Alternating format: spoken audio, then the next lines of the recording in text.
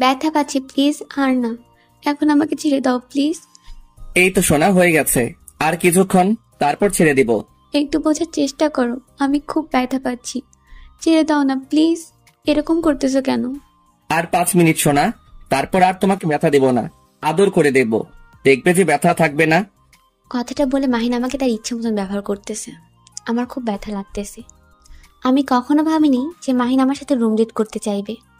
কিছু করার নেই, আমি যে তাকে মন প্রাণ দিয়ে ভালোবাসি। আর সেই ভালোবাসার প্রমাণ দিতেই আজ তার সাথে শারীরিক সম্পর্ক করা লাগলো। বেশ কিছুক্ষণ পর মাহিন আমাকে ছেড়ে দিল। ছেড়ে দিয়ে মাহিন আমাকে তার কোলে তুলে নিল। মাহিন আমাকে তার কোলে তুলে নিয়ে লিপ কিস করতে লাগলো। বেশ কিছুক্ষণ লিপ কিস করার পর মাহিন আমাকে ছেড়ে দিল। তারপর তার বুকের উপর আমার মাথাটা রাখলো।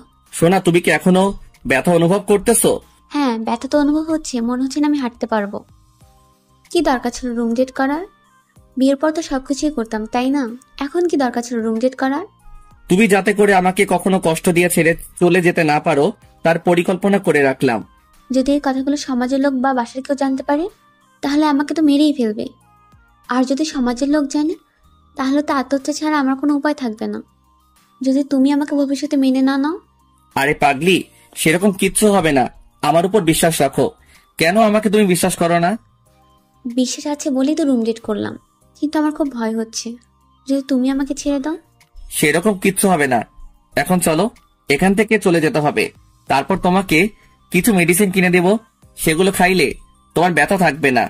আচ্ছা, আমি এত ব্যথা পাচ্ছিলাম কিসের জন্য?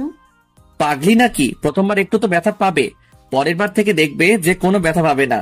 তখন তো আমাকে ছেড়ে দিতে চাইবে না তুমি। ব্যথা পাচ্ছিলাম ঠিকই, কিন্তু একটা অন্যরকম ফিলিংস কাজ করতেছিল নিজের মাঝে। ব্যথা না পাইলে অবশ্য কি বলো? চুপ হয়ে গেলে কেন বলো? এসব কথা বলতে নেই, এখন চলো, দেরি হয়ে যাচ্ছে, বাসায় যেতে হবে, সন্ধ্যা হয়ে এলো বলে। তারপর মাহিন আর আমি দুজনেই ফ্রেশ হয়ে কাপড় পরিধান করে নিলাম। কাপড় পরিধান করে বেরিয়ে পড়লাম। মাহিন বাইক চালাতে লাগলো, আর আমি পিছন থেকে মাহিনকে শক্ত করে জড়িয়ে ধরে তার পিঠে মাথা রেখে আছি আর প্রাণ ভরে নিঃশ্বাস নিচ্ছি।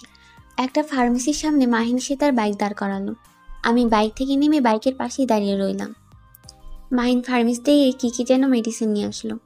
এই নাও, এই মেডিসিনটা রাতে খাওয়ার পর খেয়ে ঘুমিয়ে যাবে। কালকে দেখবে যে তোমার শরীরে কোনো ব্যথা থাকবে না। মাহিনের হাত থেকে মেডিসিন নিয়ে ভ্যানিটি ব্যাগে রেখে দিলাম। তারপর মাহিন আবার বাইকে উঠে বাইক চালাতে লাগলো। আমিও মাহিনের বাইকের পিছনে বসে রইলাম। বেশ কিছুক্ষণ পর আমার বাসার সামনে মাহিন এসে বাইক দাঁড় করালো। আচ্ছা, তাহলে আজকের মতো যাও, কালকে দেখা হচ্ছে, কি বলো? আর কিছুক্ষণ আমার সাথে থাকা যায় না? এখনই চলে যেতে হবে?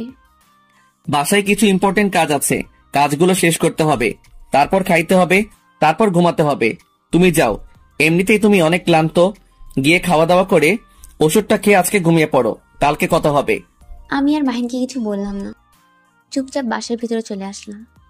বাসায় প্রবেশ করতে আম্মুকে দেখেও না দেখার ভান করে উপরে চলে আসলাম। নিশ্চয়ই আম্মু আমাকে নিয়ে কোনো কিছু ভাবতেছে। হঠাৎ তার মেয়ের কি হয়ে গেল যে তার সাথে কথা না বলে উপরে চলে গেল? মামা, আজকে তো আমি কাজ সেরে ফেলেছি, এখন আমার খাওয়াটা নিয়ে তাড়াতাড়ি চলে আয়। কি বলিস এত তাড়াতাড়ি? তোর না অল্প কয়েকদিন হলো প্রেম হবার, তাতেই তুই? ফোনে বেশিক্ষণ বকবক করতে পারবো না, আমি চায়ের দোকানে বসে আছি। তুই তাড়াতাড়ি চলে আয়, আমার টাকাটা নিয়ে আমি বাজে জিতে গেছি। আচ্ছা তুই অপেক্ষা কর, আমি শীঘ্রই তোর ওইখানে পৌঁছে যাচ্ছি। প্রমাণ এনেছিস তো নাকি? এই মাহিম কখনো প্রমাণ ছাড়া কাজ করে না, বুঝছিস? এসে প্রমাণ দেখে তারপর আমাকে টাকা দিবি। আচ্ছা তাহলে তুই অপেক্ষা কর, আমি কিছুক্ষণের মধ্যে তোর ওখানে পৌঁছে যাচ্ছি। তারপর চায়ের দোকানে বসে বসে চা খাচ্ছি আর মজা নিচ্ছে। কি বোকা মেয়ে, এত সহজে সব দিয়ে দিবে কখনো ভাবতে পারিনি। অনেক সুন্দর একটা টেস্ট ছিল, মন চাচ্ছে আজকে রাতে আবার যাই, কিন্তু এটা ভালো দেখাবে না। চাটা শেষ করে চায়ের টাকাটা দিয়ে চায়ের দোকান থেকে বের হব, সেই মুহূর্তেই শাহিন এসে উপস্থিত। তুই কিভাবে করতে পারলি বলতো এত তাড়াতাড়ি? কিভাবে পসিবল, এটুকু আমাকে বল। তোকে বলতে যাব কিসের জন্য? আমি বাজি ধরেছি, বাজি জিতেছি, তুই আমাকে টাকা দিবি, ঝামেলা শেষ। মেয়েটা কি ভার্জিন ছিল নাকি নন ভার্জিন? মামা, একদম ইনটেক ছিল। হচ্ছিস যেটা মজা পাইছি বলে বোঝাতে পারবো না। আচ্ছা সব কথা বাদ দে, এখন আমার টাকা দে। তুই ভাই কি যে বুঝি না, এত তাড়াতাড়ি মেয়েকে পটিয়ে এত তাড়াতাড়ি আমি যে কেন পারি না, তুই একটা পাক্কা পেলে বয়। এত বকবক শোনার সময় নাই। এখন তুমি আমাকে টাকা দাও, বাসায় যেতে হবে। ক্লান্ত লাগতেছে, গিয়ে ঘুমিয়ে পড়বো। আচ্ছা তাহলে কালকে কলেজে দেখা হচ্ছে, আবার নতুন করে বাজি হবে। এই নে টাকা, আর আমাকে এখান থেকে কিছু খাওয়ার জন্য দে। এই নে, এই টাকাটা তোর জন্য। আর শোন, এসব কথা ভুল অক্ষরেও আমাজন অফাস না হয়ে যায়, তাহলে কিন্তু তোকে আমি ছাড়বো না। তুই কি পাগল হয়ে গেছিস নাকি? এসব কথা কি কখনো ফাঁস করার মতো নাকি? আচ্ছা, তুমি তাহলে যাও, কালকে দেখা হচ্ছে। আর শোনো, যেটা বললাম কথাটা মাথায় রাখিস, বুঝছিস? তারপর শাহিনকে বিদায় দিয়ে আমি সেখান থেকে চলে আসলাম। এটা আমাদের নিত্যদিনের কাজ বলা যায়, কারণ মাঝে মাঝে এরকম করি আমরা। এটা নিয়ে এত ঘাবড়াবার কিছু নেই। কি রে নিশাত, আমার সাথে কথা না বলেই রুমে চলে আসলি, শরীর খারাপ নাকি? সেরকম কিছু না আম্মু, এমনিতেই। এখন ক্লান্ত লাগতেছে তো, তাই শুয়ে আছি। কিছু বলবে? আমি তোকে কি প্রশ্ন করলাম আর তুই আমাকে কি উত্তর দিলি? হয়েছে, এখন নিচে আয়, রাতের খাবার খাবি। আচ্ছা, তুমি নিচে যাও, খাবার রেডি করো, আমি ফ্রেশ হয়ে যাচ্ছি। তারপর আম্মু নিচে চলে গেল। আমিও বিছানা থেকে উঠে বাথরুম থেকে ফ্রেশ হয়ে নিচে চলে আসলাম। আর খাবার খেতে কেন জানি আজ ইচ্ছে করতেছে না। খাবার টেবিলে বসার পর থেকে কোনো রকমে আম্মুকে দেখিয়ে দেখিয়ে অল্প কিছু খেয়ে রুমে চলে আসলাম। যদি সেটুকু না খেতাম তাহলে আম্মু আবার সন্দেহ করতো। তারপর মাহিনে দেওয়া মেডিসিনগুলো খেয়ে শুয়ে পড়লাম। ক্লান্ত লাগতেছে, তাই শুয়ে পড়তে ঘুম চলে এসেছিল। কখন ঘুমিয়ে পড়েছিলাম নিজেও জানি না। পরদিন সকালে ঘুম ভাঙলো, ফোন হাতে নিয়েই দেখলাম সকাল 10টা বাজে। মাহিন আমাকে একবারও ফোন করলো না। প্রায় তো সে আমাকে 8টা কি 7টার মধ্যে ফোন করে, কিন্তু আজকে ফোন করলো না। বেশি কিছু চিন্তা না করে আমি ফোন দিলাম, কিন্তু তার ফোন তো বন্ধ দেখাচ্ছে। ব্যাপার কি, ফোন বন্ধ কেন? খুব টেনশন হতে লাগলো। তার মানে সে কি আমাকে... না, এটা কখন হতে পারে না। আবার ফোন দিতে লাগলাম, এখনো ফোন বন্ধ দেখাচ্ছে। ব্যাপার কি, এতক্ষণ হচ্ছে ফোন বন্ধ। রুম থেকে বেরিয়ে বাইরে দেখলাম আম্মু কোথাও নেই। তাড়াহুড়া করে রুমে প্রবেশ করে ফ্রেশ হয়ে ব্যাগটা কাঁধে নিয়ে বেরিয়ে পড়লাম। উদ্দেশ্য হলো মাহিনের বাসা, কারণ এত বেলা হয়ে যাচ্ছে, তার ফোন বন্ধ। কিরে এখনো ঘুমিয়ে আছিস যে? চল বাইরে যাব। ডিস্টার্ব করিস না তো, ঘুমাতে দে। রাতে এমনি ঘুমাতে পারিনি। কেন, কাল রাতে আবার অন্য মেয়ের কাছে গিয়েছিলি নাকি যে রাতে ঘুমায়নি? চুপ থাকতো, এমনিতেই মাথা ব্যথা করতেছে। তুই যা, পরে আসবো। কালকের কথা কি মনে নাই নাকি তোর? এখন কলেজ যাবি নাকি? আচ্ছা, অপেক্ষা করো, আমি এখনই যাচ্ছি, রেডি হয়ে আসতেছি। কলেজ না গেলে তো আবার সমস্যা হয়ে যাবে। তাড়াতাড়ি কর, বুঝেছিস? কলেজ যেতে হবে, কারণ আজকে তো মিশন আছে আর একটা। মামা, সেই মজা হবে। মালটা অনেক জোস আছে, খেয়ে মজা আসবে। তারপর শাহিন আর আমি বাসা থেকে বের হয়ে কলেজে যাওয়ার উদ্দেশ্যে রওনা দিলাম। রাস্তায় দুজন একসাথে হাঁটতেছি আর গল্প করতেছি। আজকে কলেজে গিয়ে কি কি করব। হঠাৎ করে কোথা থেকে যেন নিশাদ এসে আমাদের দুজনের সামনে দাঁড়িয়ে পড়ল। আমি তো অবাক, নিশাদ এখানে কি করতেছে? সকালে ঘুম থেকে উঠে তোমাকে কতবার ফোন দিয়েছি, তোমার ফোন বন্ধ দেখাচ্ছে। আমি টেনশনে মরে যাচ্ছি, আর এদিকে তুমি হেসে খেলে বেড়াচ্ছ। একবার আমাকে ফোন দেওয়ার কথা মনে ছিল না তোমার? দেখো, এভাবে রাগ দেখাচ্ছ কেন? আমি একটু আগে ঘুম থেকে উঠলাম, শাহিন আমাকে ঘুম থেকে তুলছে, আর ফোনটা অফ, এখনো অন করি নাই, পকেটে নিয়ে চলে আসছি। আর কোনো বাহানা শুনতে চাচ্ছি না। শাহিন ভাইয়া, আপনি একটু প্লিজ কষ্ট করে একা কলেজে যান, আমরা একটু পরে আসতেছি। মাহিনের সাথে আমার কিছু কথা আছে। শাহিন কোনো কথা না বলে চুপচাপ আমার মুখের দিকে তাকিয়ে মাথা নিচু করে সেখান থেকে চলে গেল। আমিও শাহিনকে কোনো কিছু বললাম না। শাহিন চলে গেল। নিশাত আমার হাত ধরে অন্যদিকে নিয়ে যাইতে লাগলো। এখন আমরা কোথায় যাচ্ছি? কলেজে যাওয়া উচিত না? কলেজের জন্য বের হয়েছি, কলেজ না গিয়ে কোথায় যাব এখন? আগে তো তুমি আমাকে অনেকবার বলেছিলে যে কলেজ যেতে হবে না, একদিন কলেজ না গেলে কিচ্ছু হবে না। আর সেই তুমি আজকে আমাকে এই কথা বলতেছো? হারে পাগলি, তুমিও তো বের হয়েছ বাসা থেকে কলেজ যাওয়ার জন্য, তাই না? তাহলে কলেজ যাই, কলেজে গিয়ে আড্ডা দেব, কি বলো? আমি টেনশনে মরে যাচ্ছি, এখনো কোনো কিছু খাইনি সকাল থেকে। সকালে উঠে যে পরিষ্কার হবো সেই পরিষ্কার পর্যন্ত হয়নি তোমার টেনশনে। প্রতিদিন তুমি আমাকে সকাল 8টা থেকে 9টার মধ্যে ফোন দাও, আজকে একবারও ফোন দাওনি। তারপর আমি কতবার ফোন দিয়েছি, তোমার ফোন অফ দেখাচ্ছে। ভেবে দেখেছো আমার কি অবস্থা হয়েছিল? আচ্ছা বাবা, সরি, হয়েছে, এত মন খারাপ করতে হবে না। এই যে কান ধরছি, আর কখনো এরকম ভুল হবে না, এবারের মতো মাফ করে দাও। চলো এখন কোনো রেস্টুরেন্টে গিয়ে কিছু নাস্তা করে নিব। ক্ষুধায় পেটের ভিতর ইঁদুর দৌড়াচ্ছে।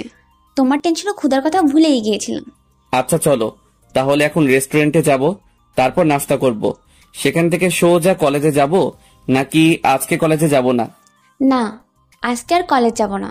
তুমি আর আমি আড্ডা দিব কলেজ টাইমটা। কলেজ টাইমটা শেষ হলে দুজনে দুজনের বাসায় চলে যাব। আজকে আমার এই অনুরোধটা রাখো তুমি। আরে পাগলি, অনুরোধ করতেছো কিসের জন্য? জোর দেখে বলবা যে আজকে কোথাও যাওয়া হবে না তোমার, তুমি আমার সাথে থাকবা। এখন চলো রেস্টুরেন্টে গিয়ে আগে কিছু খেয়ে নিই, তারপর গল্প করা যাবে।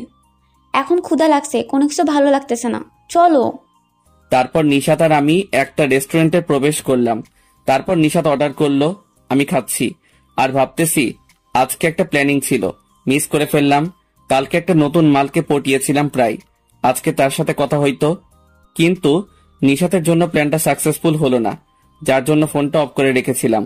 সেই বিপদ এখন আমার ঘাড়ে, কিছু তো বলতেও পারি না। আজকে যদি কিছু বলি তাহলে কি করে বসবে? একটা দিন ধৈর্য ধরতে হবে আমাকে। এত মনোযোগ দিয়ে কি ভাবতেছো যে আমার দিকে তাকাচ্ছই না? তোমার কি কোনো বিষয়ে মন খারাপ? আরে না তো, আমার আবার মন খারাপ হবে কিসের জন্য?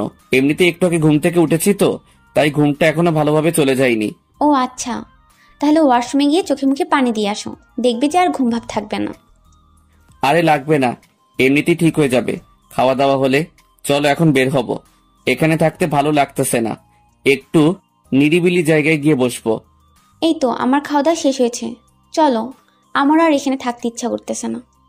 তারপর মাহিনার আমি রেস্টুরেন্ট থেকে বেরিয়ে একটা রিক্সা নিয়ে শহর থেকে একটু বাইরে চলে গেলাম, গিয়ে একটা নিরিবিলি জায়গায় বসে পড়লাম। এখানে তেমন মানুষজন নেই বললেই চলে। মাহিন বসে পড়লো, আমি মাহিনের কোলে মাথা রেখে শুয়ে পড়লাম। এখন অনেকটা তৃপ্তি কাজ করতেছে নিজের মাঝে, ভালোবাসার মানুষটার সাথে আছি। কবে যে দুজন এক হয়ে যাব। চলো না খুব শীঘ্রই বিয়ে করে ফেলি। তোমাকে ছাড়া আর থাকতে ইচ্ছা করতেছে না জানো, গতকালকের পর থেকে। তোমাকে করব আমি বিয়ে? ভাবতে পারলে কি করে? পারলে আরো 2-1 দিন তোমাকে ব্যবহার করব, তারপর ছেড়ে দেব। কিন্তু তোমাকে কে বিয়ে করতে যাবে? কি হলো, এত মনোযোগ দিয়ে কি এমন ভাবতেছো যে আমার প্রশ্নের উত্তর দিচ্ছ না? কথা বলো, চুপ করে আছো কিসের জন্য? আরে তেমন কিছু না, এমনি প্রকৃতির সৌন্দর্য উপভোগ করতেছি আর তোমার সাথে তা মিলিয়ে নিচ্ছি। তোমার সাথে অনেক মিল আছে তোমার সৌন্দর্য আর প্রকৃতির সৌন্দর্যের মাঝে। অনেক হয়েছে, আর চাপাবাজি করতে হবে না। আচ্ছা বলো তো, আমরা বিয়ের পর কয়টা বেবি নিব? তোমাকে তো আমি বিয়ে করবই না, তুমি পড়ে আছো বেবি নিয়ে। সর্বোচ্চ তোমাকে আর কিছুদিন সময় দেব, তারপর আমার কোনো খোঁজ খবর পাবে না তুমি। ভালো লাগে না তোমাকে। তোমার মাঝে আর কি আছে? যেটা ছিল সেটা তো নিয়ে নিয়েছি। কালকের পর থেকে দেখতেছি তুমি আমার সাথে অনেক কম কথা বলতেছো। কেন, কি হয়েছে? আমি কি তোমাকে সুখ দিতে পারিনি, নাকি অন্য কিছু? জানো, তোমাকে আবার খুব কাছে পেতে ইচ্ছে করে। কালকের পর থেকে কিছু ভালো লাগে না, জানো, সব সময় তোমাকে কাছে পেতে ইচ্ছা করে। ও আচ্ছা, তাহলে এই ব্যাপার। তাড়াতাড়ি বিয়ে করে ঘরে নাও, তারপর সারাদিন দুজনে মিলে রোমান্স করব। দেখবো কত রোমান্স করার শখ তোমার। চলো না, আজকে বিকেলে আবার দুজনে এক হয়ে যাই, যদি তোমার কোনো সমস্যা না থাকে। আমার খুব ইচ্ছা করতেছে তোমার সাথে আর একবার মিলিত হবার। কালকে এমনিতেই অনেক ব্যথা পেয়েছি, ওষুধটা খাওয়ার পর ব্যথা শেষ হয়েছে। আজকেও যাই, আজকেও ব্যথা দাও, আমি পারবো না। তুমি আমাকে ব্যথা দাও, আমি যাব না। কালকে প্রথম দিন ছিল, তাই একটু ব্যথা পেয়েছো, আজকে একটু ব্যথা পাবে না। দেখবে যে কালকের থেকে আজকে অনেক বেশি মজা দেব তোমাকে। আমারও তো ইচ্ছা করতেছে তোমার সাথে সব সময় মিলিত হয়ে থাকি, কিন্তু এটা পসিবল না। নিজেদেরকে সংযমে রাখতে হবে, বিয়ে করি তারপর। আমরা তো পড়াশোনা শেষ করে বিয়ে করব, তাই না? তাহলে তো সমস্যা কিসের?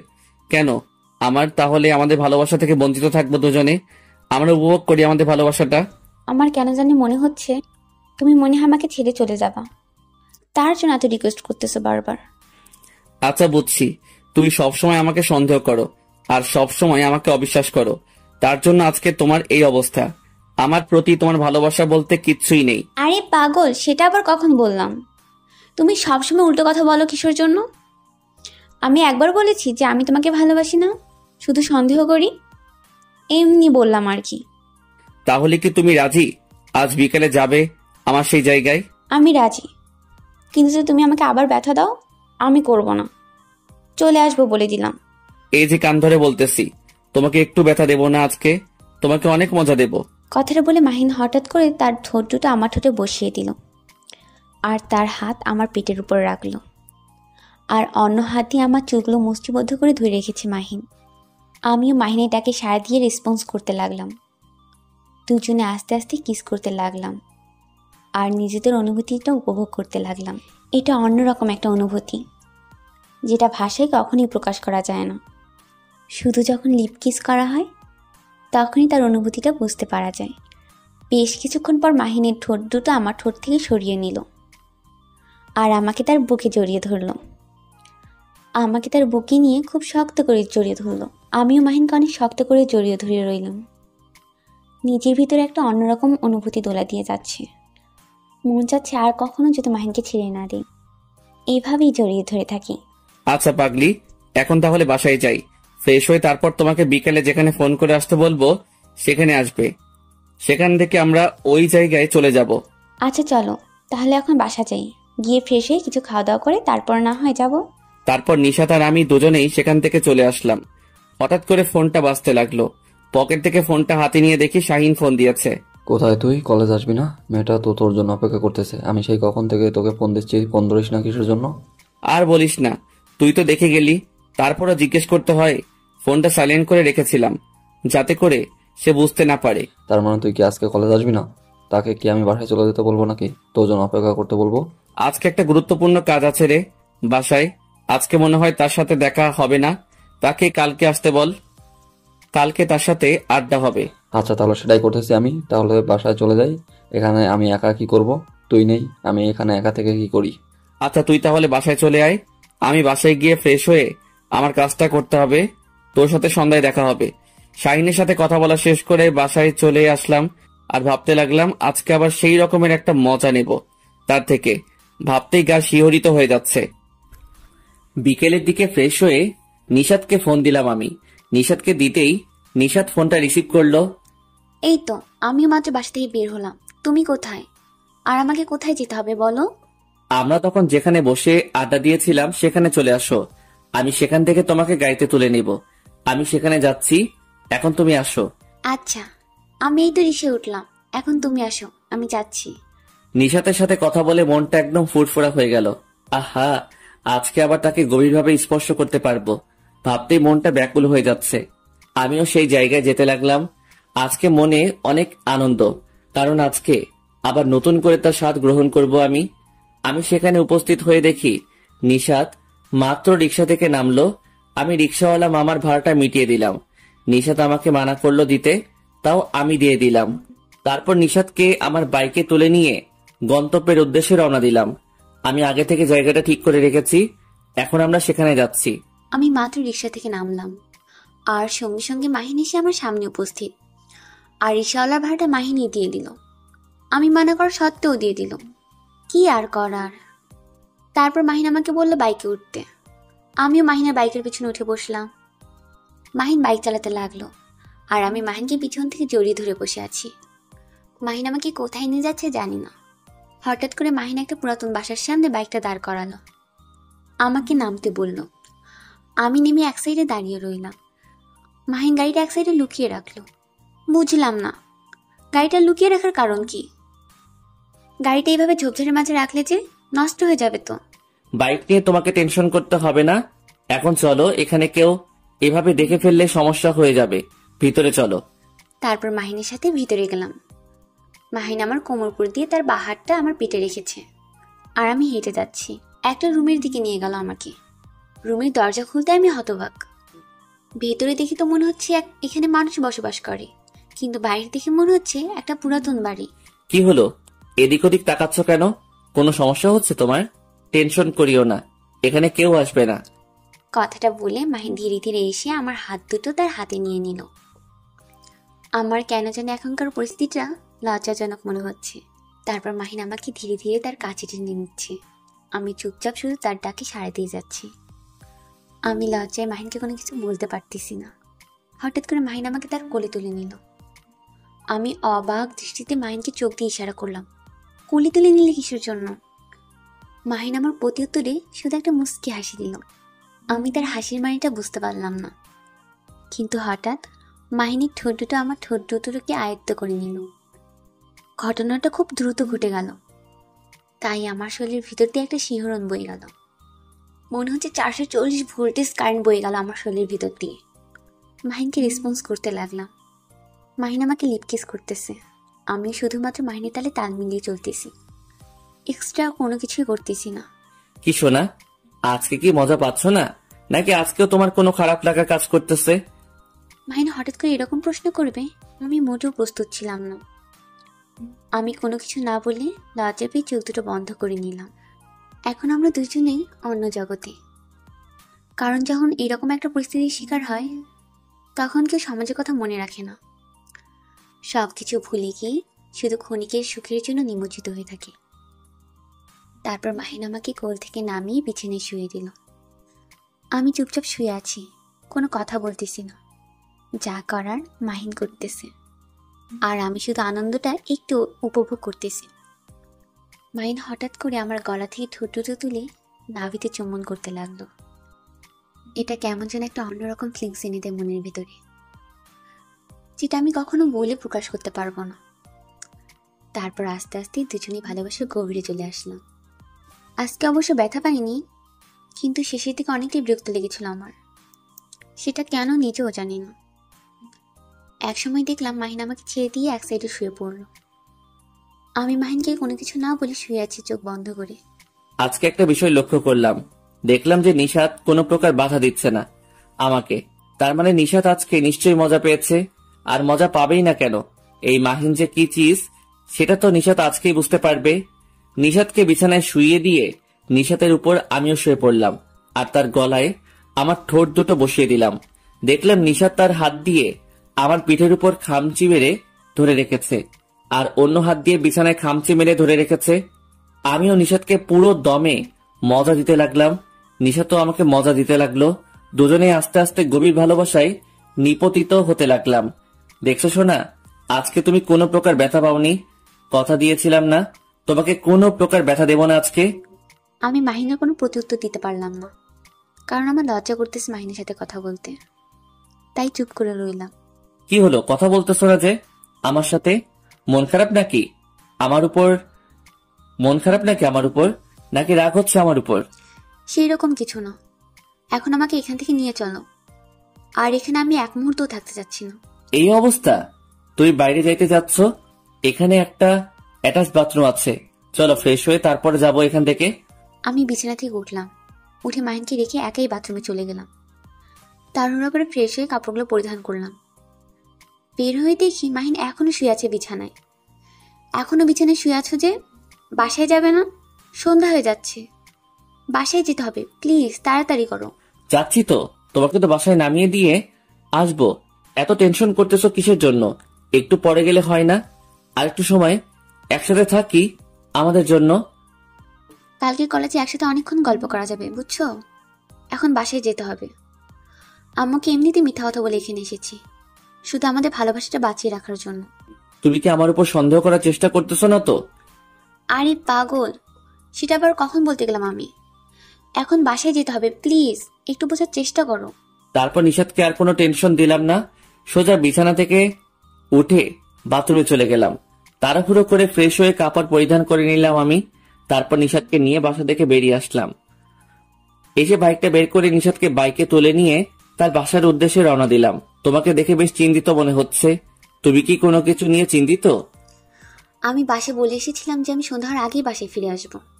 এখন সন্ধ্যা হতে যাচ্ছে, তাড়াতাড়ি চালাও প্লিজ। এত টেনশন করতে হবে না, দেখবে যে সন্ধ্যার আজানের পূর্বেই আমি তোমাকে তোমার বাসায় পৌঁছে দেব। মাহিন, তোমাকে একটা কথা বলি, বিয়ের আগে এসব করা ঠিক হবে না। তুমি তো আবদার করেছিলে, আমি কিন্তু তোমার আবদার পূরণ করে দিয়েছি। আচ্ছা শোনা, টেনশন করিও না, আর আমি কখনো এসব আবদার করব না তোমার থেকে, একদম বিয়ের পর। দেখো, আমি তোমাকে মন প্রাণ থেকে ভালোবাসি, তাই তোমার সঙ্গে বেড শেয়ার করলাম।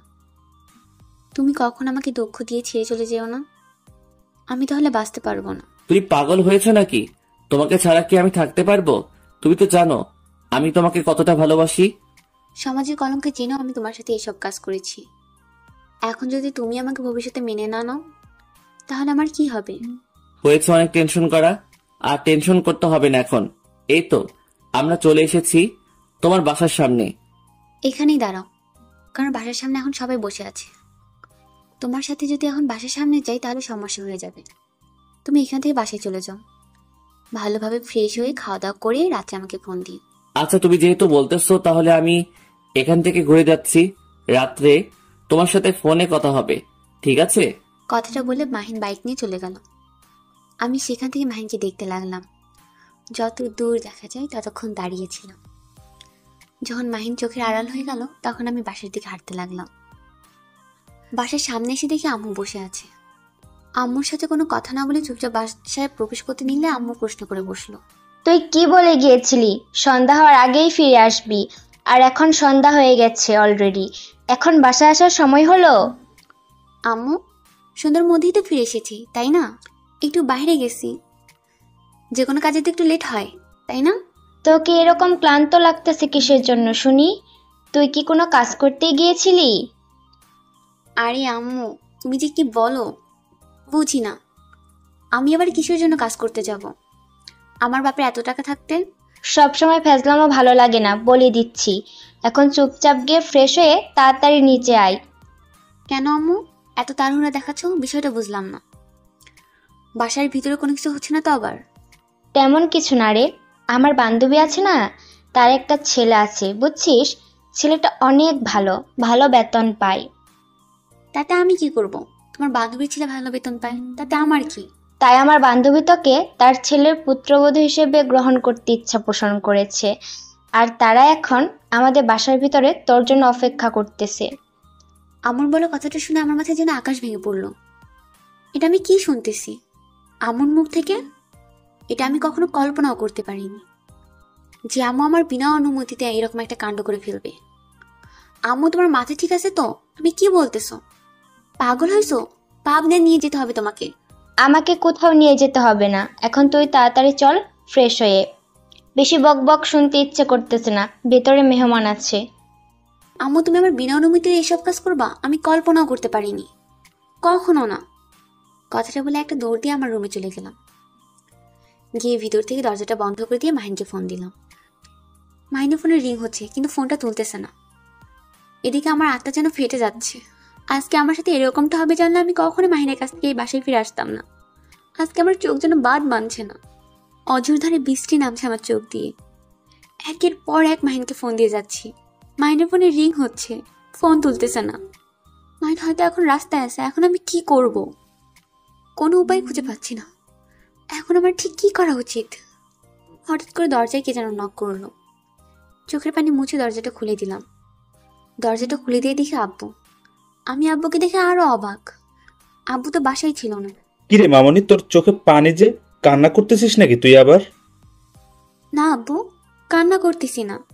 কই, এমনিতেই চোখে মুখে পানি দিয়ে আসলাম তো, তাই এরকম দেখাচ্ছে। তুমি কখন আসলে বাসায়? একটু আগে আসলাম, এসে আমার মামনির সাথে দেখা করতে আসলাম। আমার মামনিটা কত বড় হয়ে গেছে যে তার এখন বিয়ে দিতে হবে আমার। আমি আব্বুকে জড়িয়ে ধরে কান্না করতে লাগলাম। আমার বুকটা ফেটে যাচ্ছে। মাহিন প্লিজ একবার আমার ফোনটা তোলো। আমি তোমাকে ছাড়িয়ে দিতে কাউকে জায়গা দিতে পারবো না। আরে মা, এত কান্না করতে হবে না, তাড়াতাড়ি ফ্রেশ হয়ে নিচে আয়, আমি তোর জন্য অপেক্ষা করতেছি। কথাটা বলে আব্বু সেখান থেকে চলে গেল।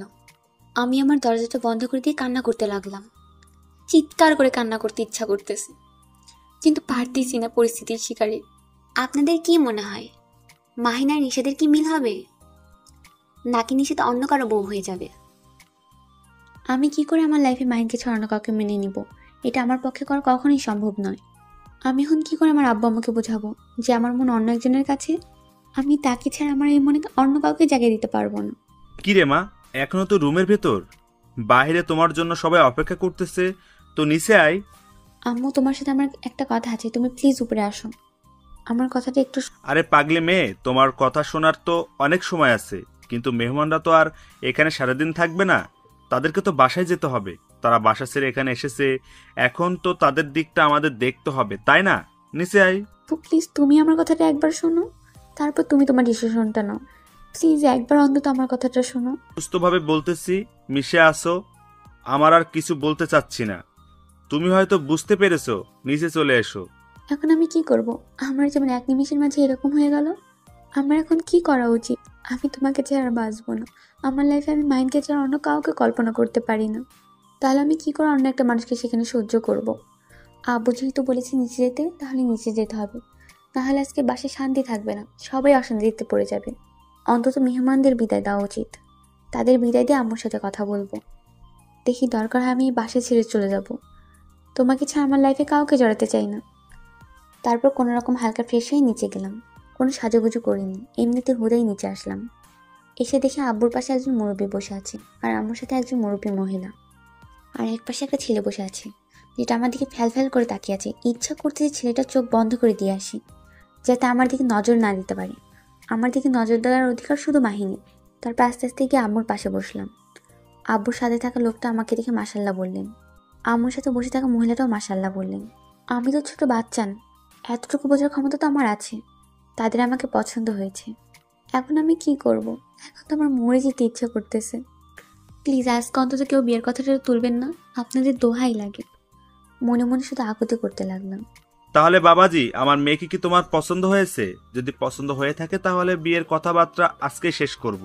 আমি আব্বুর কথাটা শোনার জন্য মোটেও প্রস্তুত ছিলাম না। আমি তাৎক্ষণিকভাবে আব্বুর মুখের দিকে তাকিয়ে রইলাম। আমার মুখের দিকে তাকিয়ে চোখ দিয়ে সান্ত্বনা দিলেন। কোনো সমস্যা নেই, ছেলে তাদের আগে থেকে চেনা। এখন আমি কি করব? এখন তো সত্যি সত্যি আমার মরে যেতে ইচ্ছা করতেছে।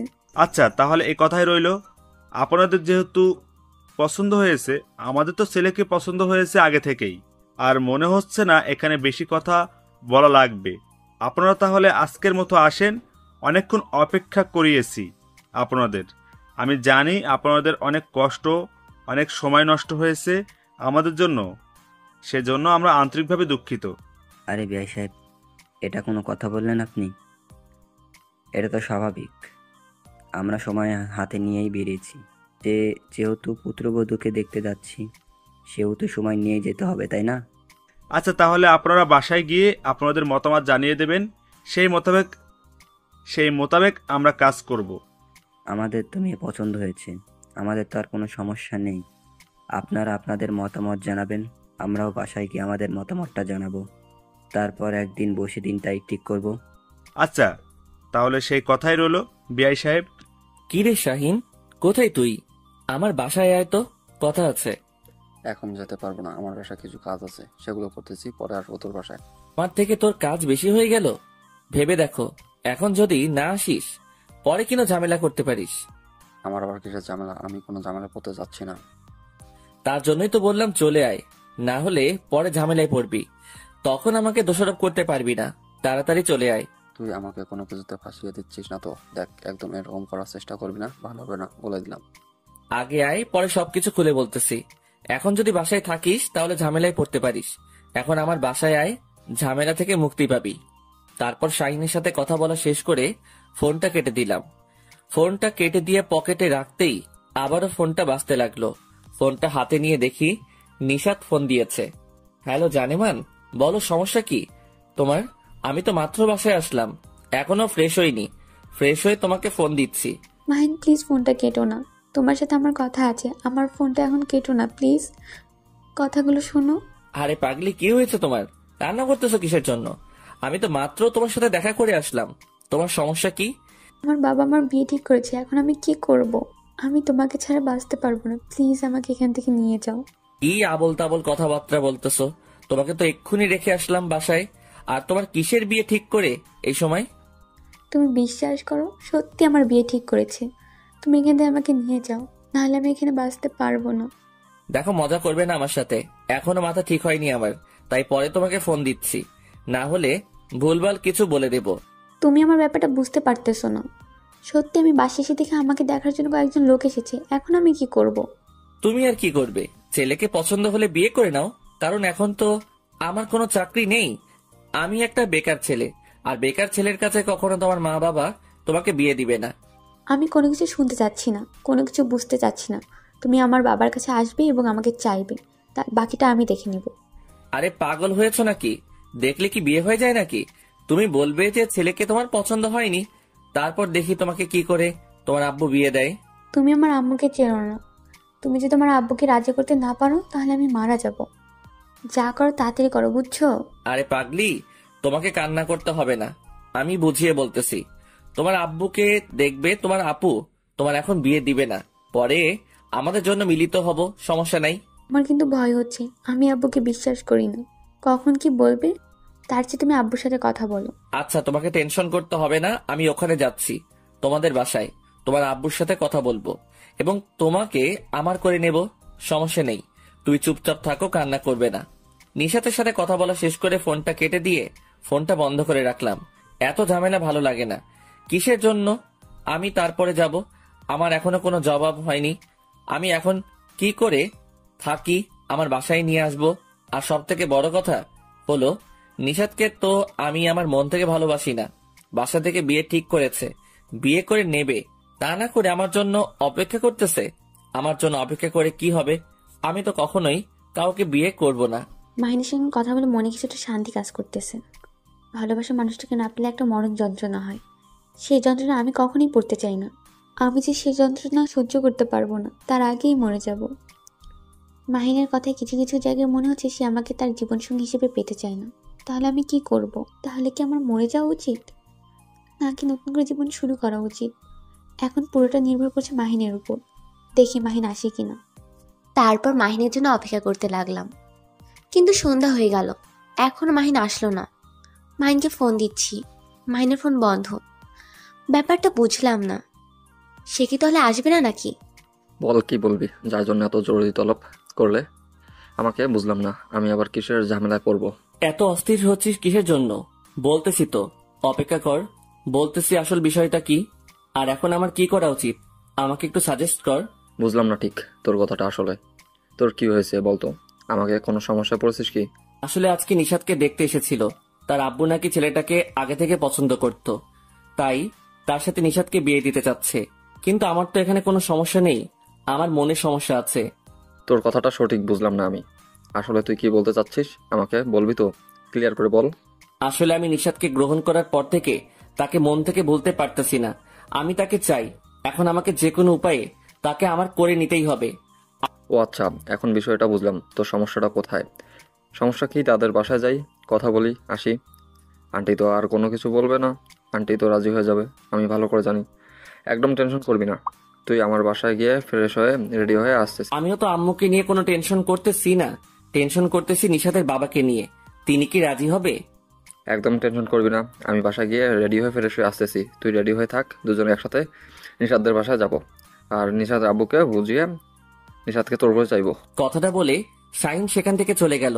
আমি তো অস্থির হয়ে থাকতে পারতেছি না, টেনশন হচ্ছে খুব। নিশাতের আব্বু কি যে বলবে। আমি তো একটা বেকার ছেলে, তার মেয়েকে কি আমার হাতে তুলে দিবে? একটা বেকার ছেলের হাতে কিভাবে সম্ভব? এত কিছু টেনশন করলে আর মনের মানুষকে কাছে পাওয়া হবে না। দেখা যাক কি হয় সেখানে গিয়ে।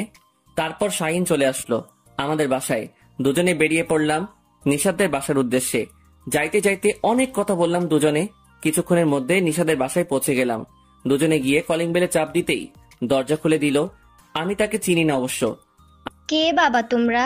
আর এখানে কি চাই তোমাদের? আগে তো কখনো এই এলাকায় দেখি নাই, হঠাৎ করে কি মনে করে আমাদের বাসায়? আসলে আন্টি, আপনাদের সাথে আমার কিছু কথা ছিল। আমাদের কি ভিতরে যাওয়া যাবে? অনুমতিটা পেতে পারি আপনাদের কাছ থেকে? বসে কিছু কথা বলতাম আপনাদের সাথে। আচ্ছা, তোমরা ভিতরে আসো, কিন্তু তোমাদের পরিচয়টা তো জানতে পারি, তাই না? আসলে আমি আর আপনার মেয়ে নিশাদ দুজন দুজনাকে ভালোবাসি, কেউ কাউকে ছাড়া থাকতে পারবো না। আমি নিশাদকে আমার করে নিতে চাই। আমার কথা শুনে নিশাতের আম্মু অনেকটা অবাক হয়ে আমার দিকে কিছুক্ষণ তাকিয়ে থাকলেন, তারপর ভিতরে নিয়ে গেলেন এবং বসতে দিলেন। তারপর উনি আমাদের সাথে কোনো কথা না বলে উপরে চলে গেলেন। আমি বুঝতে পারতেছি তার মনের অবস্থা কি। হয়তো তিনি এটা কখনো আশা করেনি। তার মেয়ের কাছ থেকে তাকে দেখে বোঝাই যায়। এখন দেখা যাক কি হয়। একটু পর দেখতে পেলাম নিশাতের আম্মু নিশাতের আব্বুকে ডেকে নিয়ে নিয়েছে, আসতেছে, কিন্তু নিশাদকে দেখতে পেলাম না। নিশাদ কই? এই ছেলে, তুমি যেটা বলতেছো সেটা শুনলাম এবং বুঝলাম, কিন্তু তোমার চাওয়াটা আমার দ্বারাই পূর্ণ করা হচ্ছে না। আঙ্কেল, আপনি বোঝার চেষ্টা করেন প্লিজ, আমাদেরকে মিলিয়ে দেন প্লিজ, আপনি না করবেন না। আমি আমার ছোটবেলার বন্ধুকে কথা দিয়ে ফেলেছি, আমি এই কথা ভাঙতে পারবো না। সে আমার উপর অনেক আস্থা রাখে, আমি তো আর সেই আস্থা ভাজনতা নষ্ট করতে পারবো না।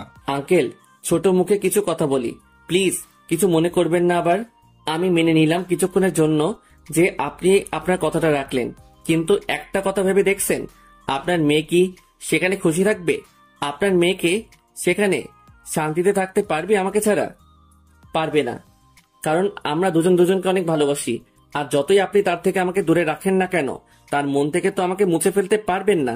তাই আপনি তো চাইবেন আপনার মেয়ে সুখে থাকুক, তাই না?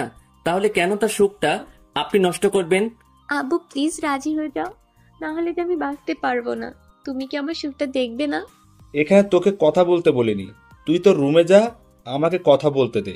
আমি এটা কখনো হতে দেব না, আর আমি আমার বন্ধুকে কথা দিয়ে ফেলেছি। আঙ্কেল, আপনি একটু বোঝার চেষ্টা করেন প্লিজ।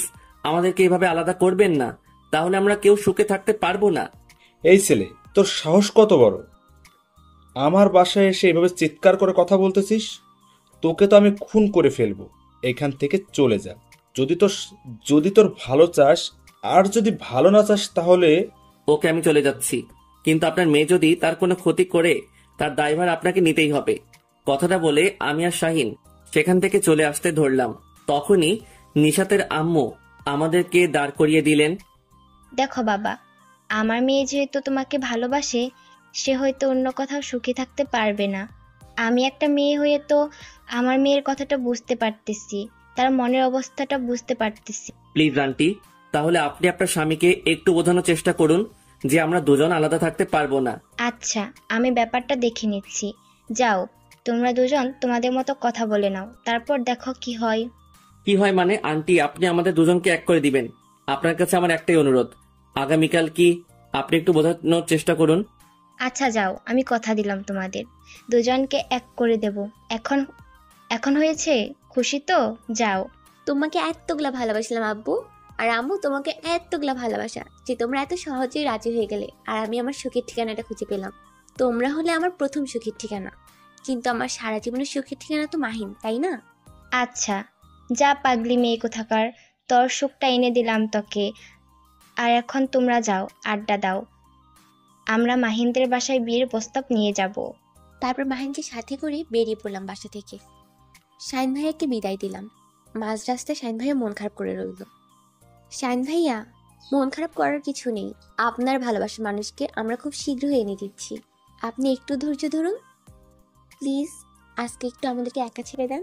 তারপর শাহিন ভাইয়া হাসি মুখে আমাদেরকে একা ছেড়ে দিয়ে উনি একটা অন্য রিক্সা নিয়ে চলে গেলেন, আর আমি আর মাহিন একটা নির্জন জায়গায় বসে পড়লাম। মাহিন বসে পড়লো, আমি মাহিনের কোলে মাথা রেখে শুয়ে পড়লাম। আমি তো প্রথমে অনেকটা ভয় পেয়ে গিয়েছিলাম যে আঙ্কেল আমাদের সম্পর্কটা মেনে নিবে কিনা, কিন্তু পরে যখন আন্টি আমাদের উপর সাহায্য করলেন তখন তো আমি অনেক খুশি হয়েছি যে আমি তোমাকে আমার করে নিতে পেরেছি। আমি তো ভেবেছিলাম যে তুমি হয়তো আসবেন আমাদের বাসায় আমাকে আপন করে নিতে। অনেক টেনশনে ছিলাম এবং কান্নাও করেছি। পরে দেখি তুমি এসেছো, আমি যে তখন কত খুশি হয়েছি জানো না তুমি।